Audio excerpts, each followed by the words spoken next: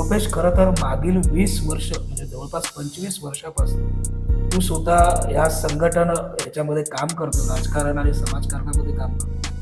2 वेळा अगदी ग्रामपंचायत सदस्य म्हणून सेवा या ठिकाणी ग्रामस्थांची केलेली आहे. बरोबर. आता थेट जिल्हा परिषद, नेमकी जिल्हा परिषदची निवडणूक लढवावी असं का वाटलं बरं? तर माझं स्वप्न पहिल्यापासून होतं की जिल्हा परिषदला जावं, कारण जिल्हा परिषदला मी बऱ्याच वेळा काही कामानिमित्त जात असतो. तिथे जाऊन तिथले सगळं जे काही लोकांचे प्रश्न मांडत असतात किंवा स्थायी समितीमध्ये जे लोकांचे प्रश्नाचा आवाज उठवायचा असतो किंवा जिल्हा परिषदमध्ये गेल्यानंतर DPTCचा सदस्य झाल्यावर लोकांना न्याय मिळवण्यासाठी जो ते एक व्यासपीठ आहे, त्या व्यासपीठाचा वापर करायचा असतो.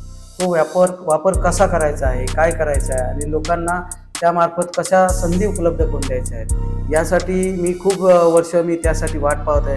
मी गेली 15 वर्ष यासाठी मी प्रत्येक मतदारसंघात प्रत्येक गावामध्ये पोहोचत आहे आणि त्यासाठी मी इतका परिश्रम घेतलेले आहेत की त्याचं फलित आज कुठेतरी आलं आहे आणि आज मी इथे जिल्हा परिषदचा अधिकृत शिवसेनेच्या धनुष्यबाण या चिन्हावर उमेदवार म्हणून आहे. याचा मला अभिमान वाटतो.